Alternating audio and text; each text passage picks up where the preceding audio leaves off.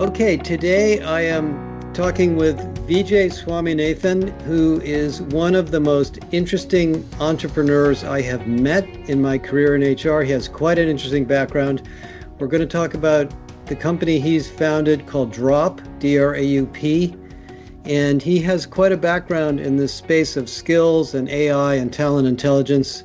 So Vijay, thank you for joining me this morning. Welcome. Thank you, Josh. Thank you. Super honored to be here.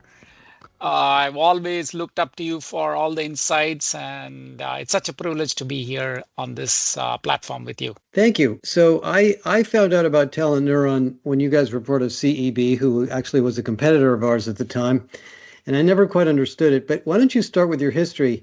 What have you been doing with your career, and how did you get into this whole space? And tell us a little bit about your experience at Talent Neuron. Absolutely. I think at that time, we were looking at a talent intelligence space through the big data lens in terms of, if you recall, Josh, you know, all the products, like it was predominantly self-reported data from a LinkedIn perspective that was largely used for talent intelligence back then. We kind of came up with the idea, Vamsee and I came up with an idea to say that, hey, let's look at it from a big data perspective of what could be the available talent by studying various labor data sources and some estimates based on overall number of companies. In fact, that's where we anchored. Like if we know the number of companies and classify them through a simple classification model in terms of large companies, mid-sized companies, and startup companies in an ecosystem, we should be able to triangulate the total available talent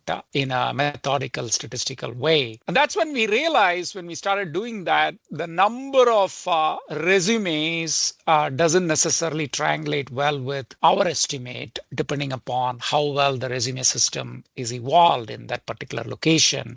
And that's really what triggered us to start Talent Neuron. We built models over models and validated that through number of data assets, like the demand-based data assets from a job descriptions. If a location is opening X number of job descriptions, there's got to be a proportional number of supply they have in that nation, depending upon how many number of years they've been around.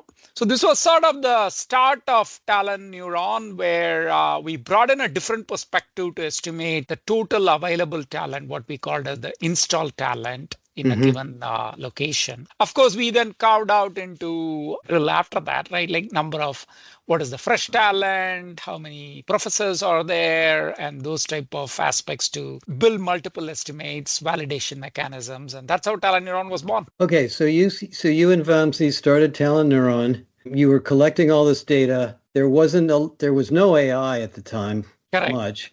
Correct. There wasn't that much cloud either, as I remember. And you were creating this product, and you eventually became part of CEB. I don't know how that happened, but I assume that was a positive experience for you guys. Yes. I think we built something, and then CEB approached us. We like in any scenario, we debated, and then we thought like we've been doing this for a very long time. So the family was like, okay, what are you guys doing? So we said, okay, let's take this, and we sold it to CEB, which I think subsequently became Gartner. Right, which is now part of Gartner. And you hung around there for a while, and then you decided you've had enough. I don't know at what point, and you decided to do it again, but differently. So now tell us about Draup and how it's new, different, better, etc. Right. And what is it you're trying to do so people who don't know who Draup is can understand? Absolutely. I think by this time we were seeing the maturity of the cloud ecosystems, right? The pace at which you can harvest data was exponentially increasing. And in fact, we got ton of credits from AWS to do a lot of experiments. And that's always a sort of a great experience that we had early days with AWS, right? So we said, okay, we have a lot of space. And one of the reasons, Josh, I think we spoke about this, we wanted a system which is data hungry and system that is capable of what we call as harvesting multi-dimensional labor data sets, right? And one of the challenges we faced in our journey with the previous effort was how do I keep digging deeper and deeper in asking questions? Let's say I know the talent pool in a given location like Dallas. If I want to say how much of that talent belongs to big companies, mid-sized companies, small companies, who are they? Who are the pioneers in that supply ecosystem? We quickly realized that the Talent Neuron journey, it was more demand centric because it was informed more by jobs data. We wanted more complete data sets, whether it is available startups data using startup databases that either we curate or take centrally owned, or we buy data from centrally owned startup data sets, or we actually crawl and look at all the profiles from either from a research gate or startup databases of sorts like Crunchbases, or profiles that are out there, resumes are out there. We truly started by 2017, 2018 timeframe. We started looking at how do we truly build a data hungry system, much like what later stage OpenAI and others are doing at a different level. Within our space, we were actually just very, very data hungry. We just went and got news articles, for example. Right now, our news articles itself is over 1 million relevant news a day. Like companies are opening systems, centers of excellence globally. Companies are opening locations. Let me stop you for a sec. Let me just make sure people listening understand this. Yeah. So the original business at Talent Neuron was to look at job postings to get a sense of demand and supply. This is almost 2 orders of magnitude bigger, right? You're looking at that plus profile data, plus news and information about companies, plus investor data, plus economic data, correct? Precisely. Labor data sets, financial statements, government data.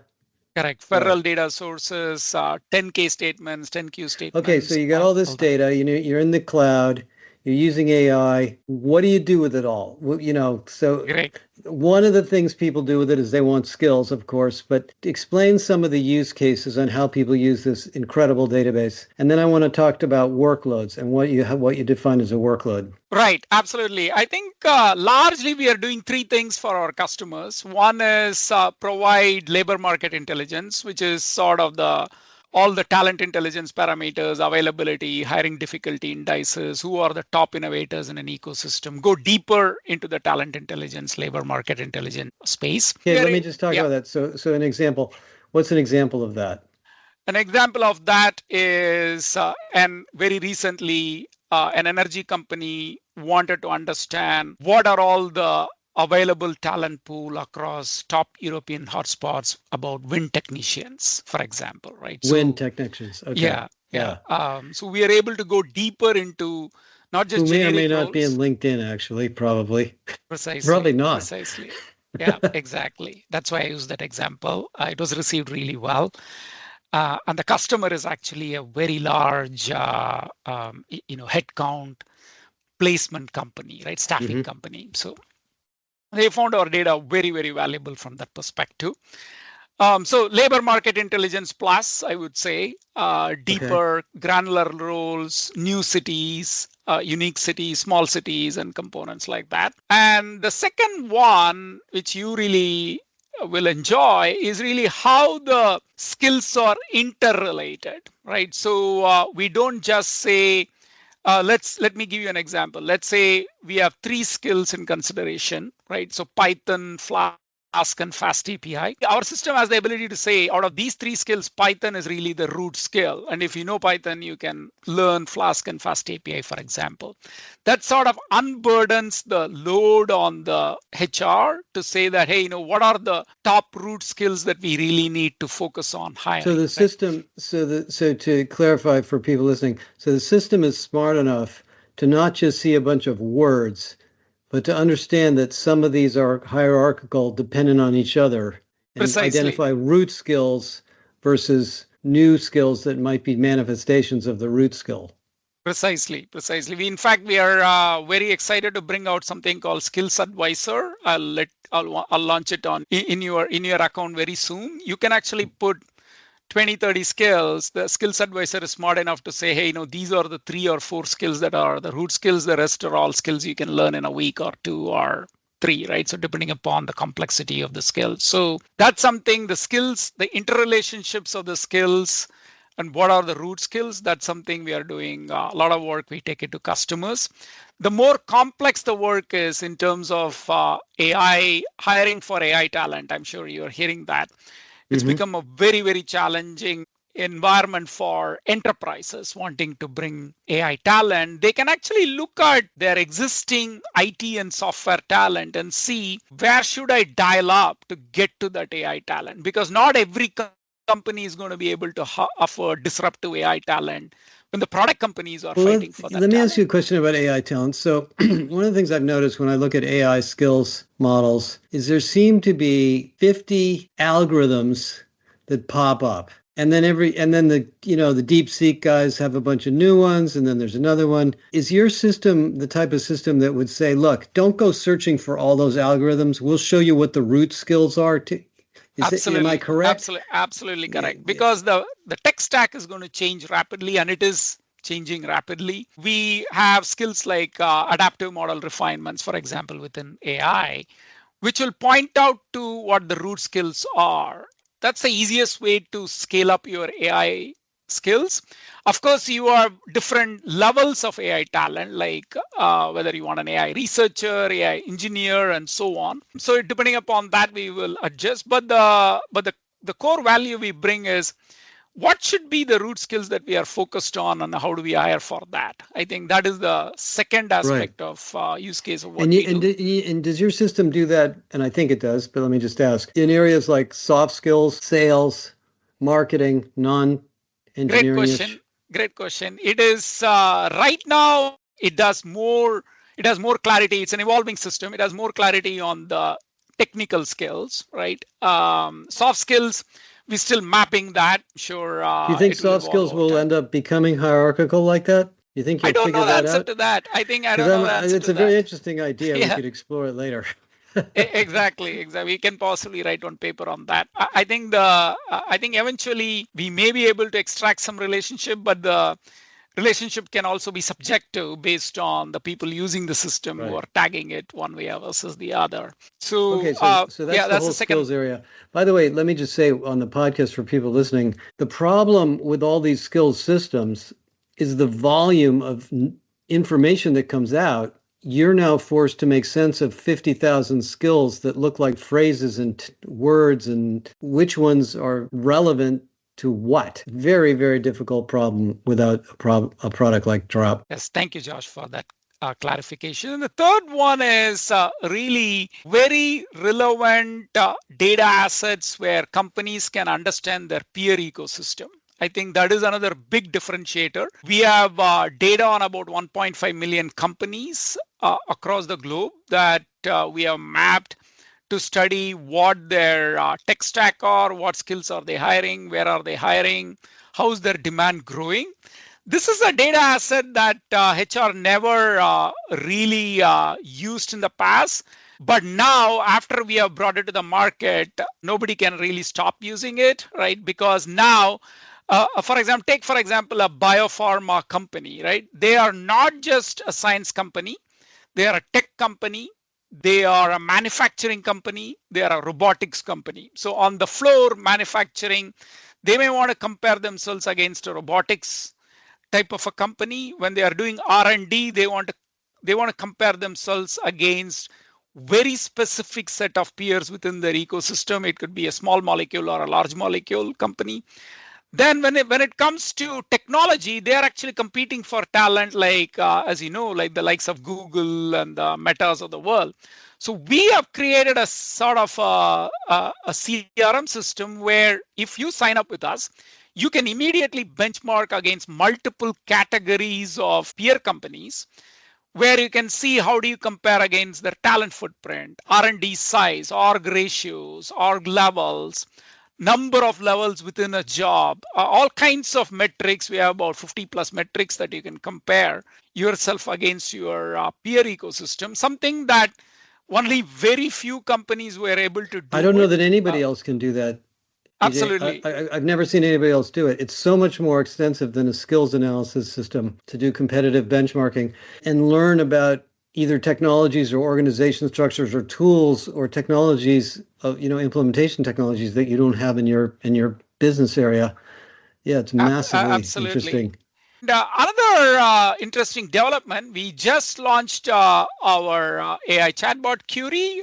In fact, I wanted to open a premier access to you as well, which is Sure. already available for you, where we have brought in combination of conversational and reasoning power, where if you ask, for example, hey, I'm not able to hire AI talent, what should I do?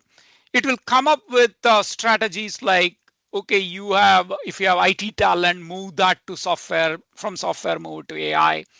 Or if you have data analytics talent, what is that you need to do to transfer into AI talent, right? So these type of experiments we are now doing thanks to the advancements in cloud, which is where we all started. And then that helped us monitor the AI developments, and we were been able to do a lot of experiments. And we just have a system that is super rich on data. Now we are able to query it and also open it. Like, we're going to be Wow. very thrilled to see what type of questions customers will ask. Oh, I think people, that's amazing.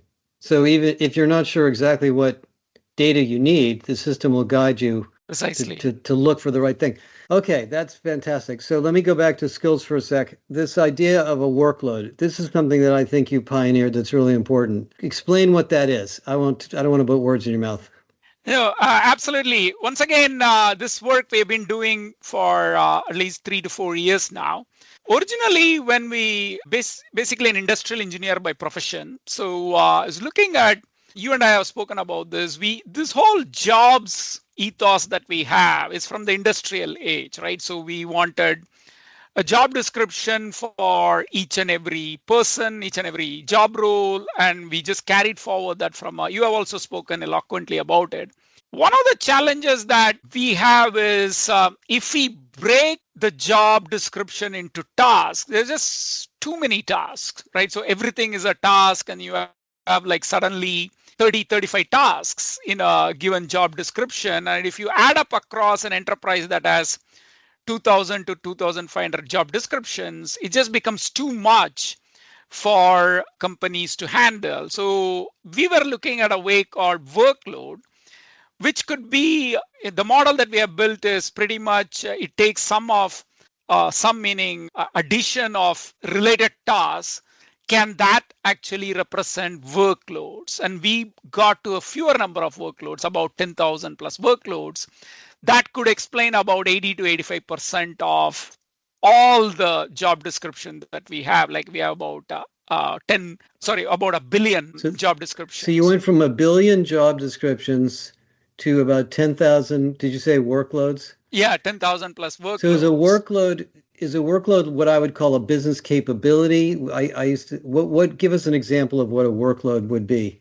Because it's not absolutely. a skill. It's bigger than a skill, smaller than a job. It's bigger than exactly. So I can actually quickly walk you through one example, right? So, for example, let's take one role like financial analyst, right? One of the workload for the financial analyst could be to prepare audit statements, right? So, and the prepare audit statements is a workload, audit statements preparation.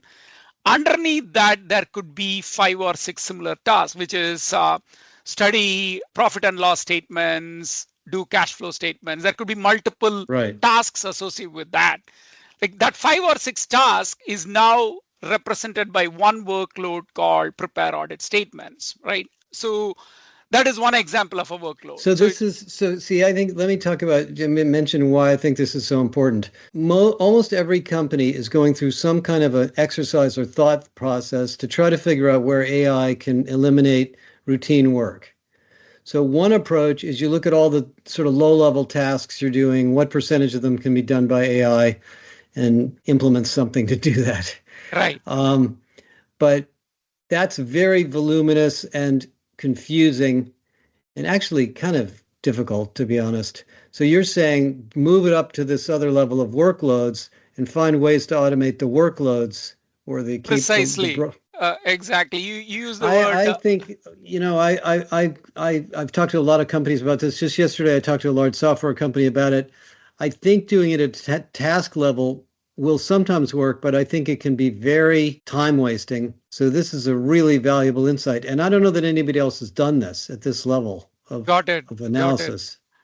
One interesting example, you mentioned the word AI automation. Now we are building another model, which is in our R&D, is to say that, at this workload level, for example, prepare audit statement, we also have tech stack that we are studying all the AI solutions that are out there because we have earlier I said we have about 1.5 million companies, what tech products they are building, what products they are using.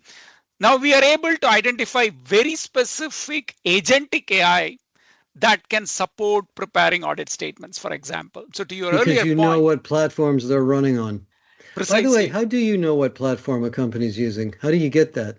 two ways. One is when you look at the way we study the job description, right? So we take the raw Oh, text. okay. It's posted in the job descriptions, Yeah. right? Must know how to use blah blah blah. Yeah. Right. And then we also, because we also have profiles data, right?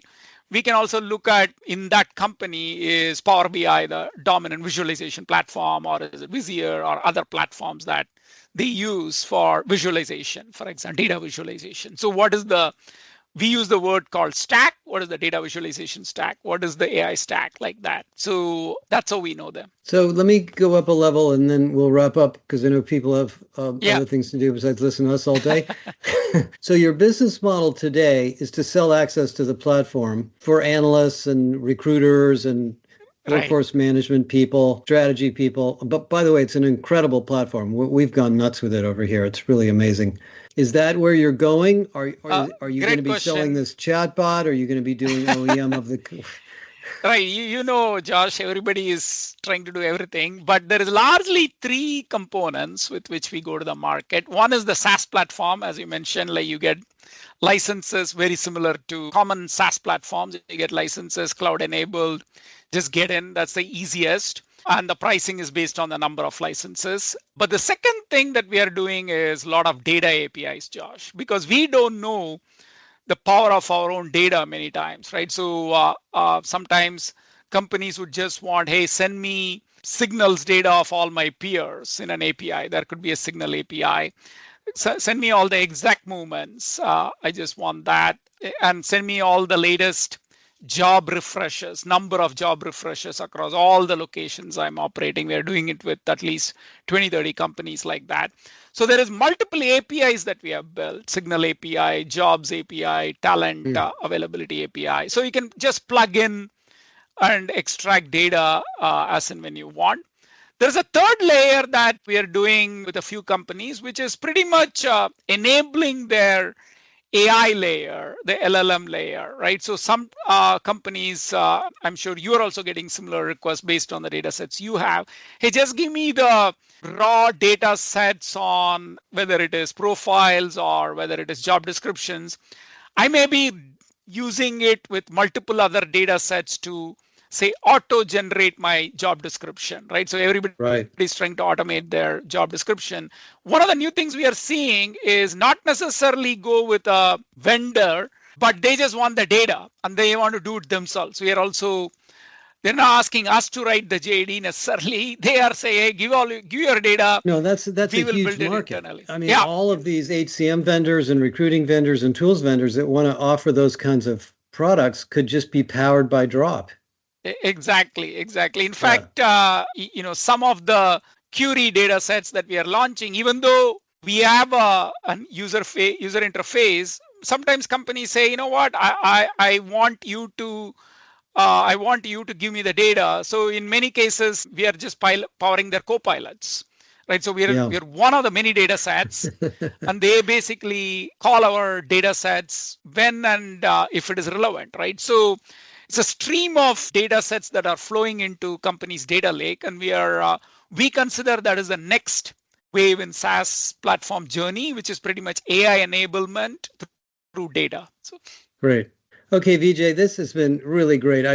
We have really been enjoying getting to know you guys and working together. I want to congratulate you for doing this because, it is hard to start one company which you were obviously a pioneer in then, and now you're a pioneer again. And I know you get it in your blood and you can't stop. But I really want to thank you for everything you're doing for the industry, for the market, for your support of our research, of course. And I hope this helps other people understand who Draup is, and you check them out and take a look at this amazing data set and a set of experiences they've created.